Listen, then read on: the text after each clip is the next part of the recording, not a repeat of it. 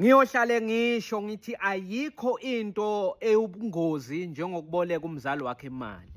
Futhi mina sengazitshela nje ukuthi uma ngiboleka umzali wami imali suke ngimnika imali engaziyo ukuthi kungenzeka ibuye kungenzeka ingabuyi futhi ayingabuyanga ngizokhona ukuchubeka nempilo ngaphandle kokuthi ngimhambele ngiyifune imali yami engimboleke yona. Ngoba ninikana kahle le mali nivumelana umuve akutshela indaba zakhe zezimali ongazibuzanga ukuthi hayi mina ngidlala umshayelwane ngikustokfela ngenyanga enjeni imali yami yestokfela iyeza ngiza kunika imali yakho. Hayi nivumelane vele kube mnandi umzali wakho uyayithola le mali ayibolekayo kodwa ake kufike lelanga lokuthi ayibhadale.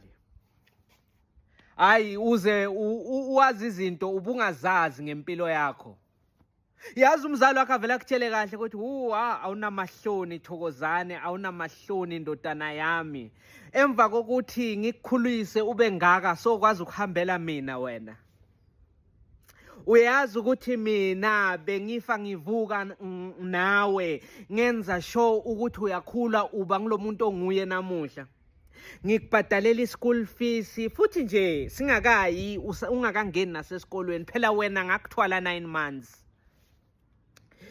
Wena emva kokuthi uzalwe uke wagula mntanami wagula ujuluka ebusuku ungalali bangilayela komunye ubaba waseDeepdal ukuthi ngikumixe kuye uyabasiza abantwana abagulayo. Nginganamoto ngashanga inyawo itekisi yangehlisa efeni ngashanga inyawo ngayongena eDeepdal ngiye kalo baba ngihambe ngibuze ebantwini wena ugula ukukhala indlela yonke safika kalo baba ubaba wangicharge i1200 ukuthi akusize leyo mali ngayiboleka wena kube dala wafa.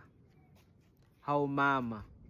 Yeah, kodwa akunankinga angisho wena uzibona manje umuntu osozimele umuntu ongangidingi mina ngingumama wakho. Hayi akunankinga Thokozane ngizayiboleka le mali ekumele ngikubhadale yona ngingene ezikweletini ngoba vele ufuna ngiqwile ezikweletini abantu bangihambele ngiphakamela ushukela ngife.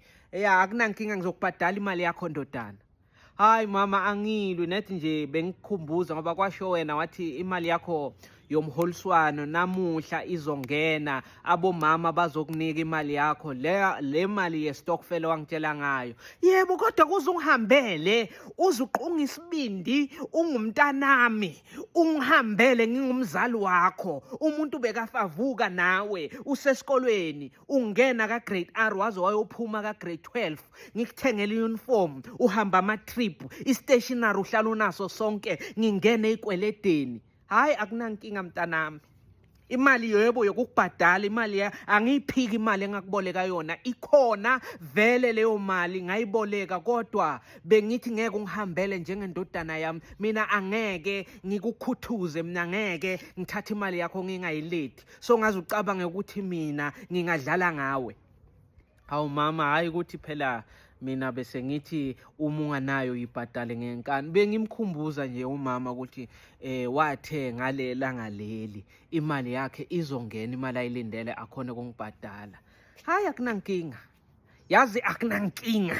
Yazi mangathi ngiyayibala le mali bengikunika yona ukhera esikolweni everyday abanye abantwana bakhera amashumi bakhera bopondo wena bohamba esikolweni na 10 rand everyday mangathi uhlanganisa lama 10 rand lawo from grade 8 to grade 12 iyandlula ekudeni kule mali engikukweleta yona kodwa hayi ku right askhanoch. Yeah no it's ku right ngizotshela umalume wakho ngitshele bomalume bakho ngifuna ukutshela nabo sesi wakho nabo bhuti bakho zalwa nabo ukuthi wena uthi awusangifuna empilweni yakho ufuna sihlukane ezandleni nginika imali yakho uphume kanje mina ngiphume kanje kulungile Thokozane uzoyithola imali yakho uyisolo ukuthi bomkhumbuzelana ukuthi isikhathi sokubhadala sifikile.